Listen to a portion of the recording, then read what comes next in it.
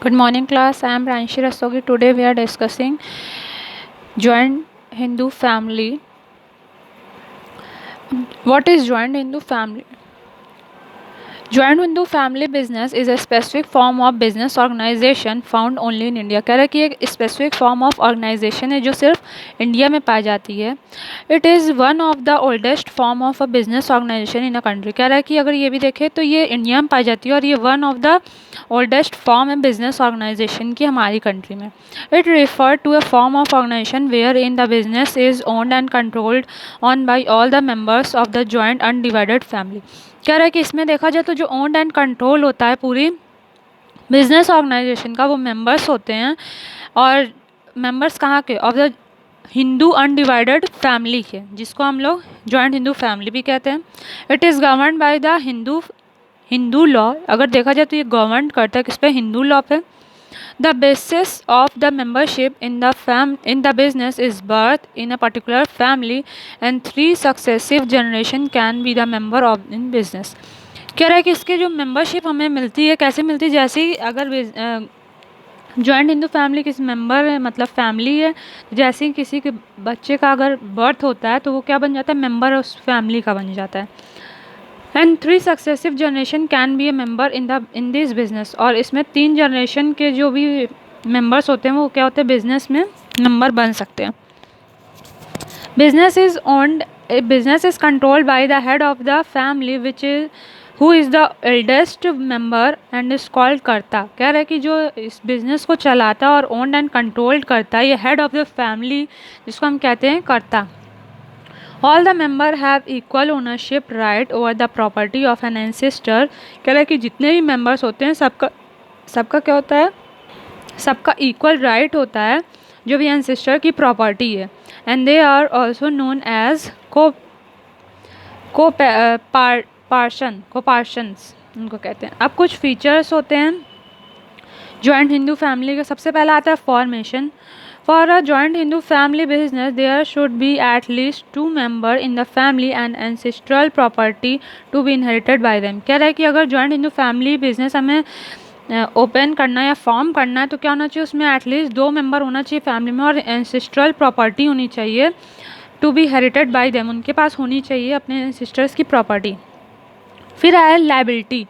The liability of all the members except the कर्ता is limited and their share of the coparcenal property of the business. कह रहा है कि सारे members की जो भी एक्सेप्ट कर्ता छोड़ के जितने मेंबर सबकी लिमिटेड लाइबिलिटी होती है, पर जो कर्ता होता है जो एल्डेस्ट पर्सन होता है बिजनेस में, सबसे जो ओल्ड पर्सन होता है या बड़ा पर्सन कह लो उस फैमिली का, उसकी जो लाइबिलिटी होती है क्या होती है?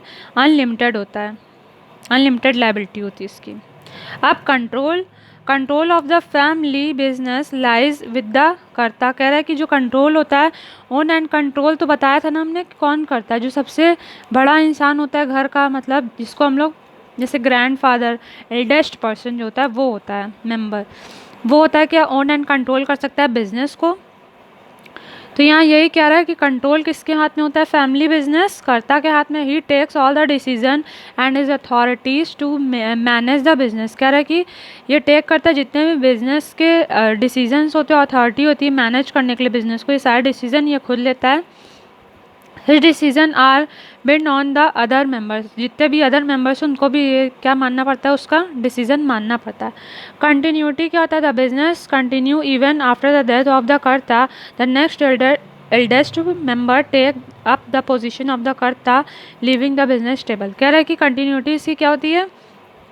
चलती जाती है. अगर जैसे कभी क्या हुआ कि जो कर्ता था उसकी डेथ हो जाती है तो उसके बाद जो एल्डेस्ट पर्सन बचता है, जो सबसे उसके बाद जो सबसे बड़ा है, तो फिर उसकी जगह पे वो मतलब उसके जगह पे वो भी वर्क करने लगता है एज अ कर्ता की तरह.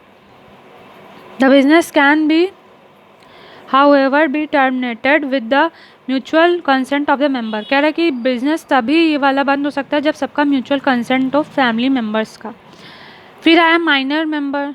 The inclusion of an individual into the business occur due to birth in a Hindu undivided family. Minor can also be the member of the business.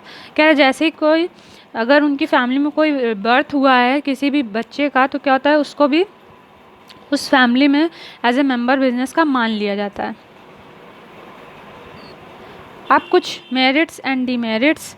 Merits में है, सबसे पहली मेरिट्स है इफेक्टिव कंट्रोल। इफेक्टिव कंट्रोल पता ही है सबका किसका होता है, जॉइंट हिंदू फैमिली पे ओन्ड एंड कंट्रोल करता है, तो इसमें इफेक्टिव कंट्रोल भी किसका होता है, कर्ता का। फिर continue business existence, the death of the कर्ता will not effect the business. हमने बोला था ना कि कंटिन्यू करता है बिजनेस को, कभी भी इफेक्ट नहीं करता। अगर बाई चांस कर्ता मेंबर्स की डेथ भी हो जाती है, अगर वो बाई चांस बिजनेस करते करते, क्योंकि वो बहुत बड़ा है घर का सदस्य और उसकी डेथ हो जाती है, तो जो दूसरा बड़ा मेंबर होगा वो क्या बन जाएगा, कर्ता।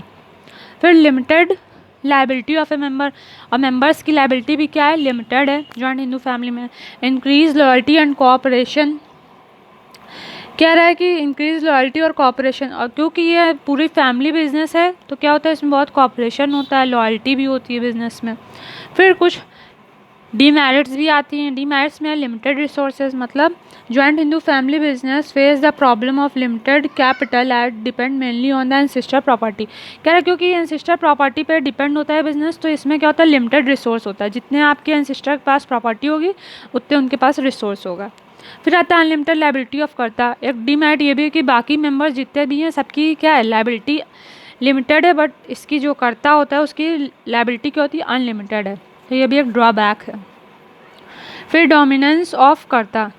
डोमिनेंस ऑफ कर्ता मतलब उसका जो कर्ता होता है उस पूरी मेंबर, जितने फैमिली मेंबर है सब उस कर्ता की बात मानना पड़ता है सबको, और वो डोमिनेंस भी करता है, मतलब प्रेशर करता है, फोर्सफुली अपने जितने भी डिसीजन होते हैं सबको मनवा लेता है देखा जाए तो। उसके बाद आया लिमिटेड मैनेजरियल स्किल। और इसके लिए क्या चाहिए, लिमिटेड मैनेजरियल स्किल चाहिए, कोई ज़्यादा बहुत स्किल नहीं चाहिए इसके लिए कि ये अगर कर्ता बनना है तो कोई स्किल चाहिए, नहीं, लिमिटेड स्किल चाहिए। इस जैसे यहाँ पे लिखा है कि Since the Karta cannot be expert in all the area of management, the business may suffer as a result of his unwise decision। कह रहा है कि हर एक जो एक मेंबर है वो पूरे कंट्रोल कर रहा है, बिजनेस को मैनेज कर रहा है, तो क्या ये ज़रूरी तो है ना कि वो हर एक फील्ड में क्या एक्सपर्ट हो, तो क्या होगा, अनवाइज डिसीजन भी ले सकता है कर्ता। Joint Hindu family business is one on the decline because of the diminishing number of joint Hindu families in the countries. Thank you, class.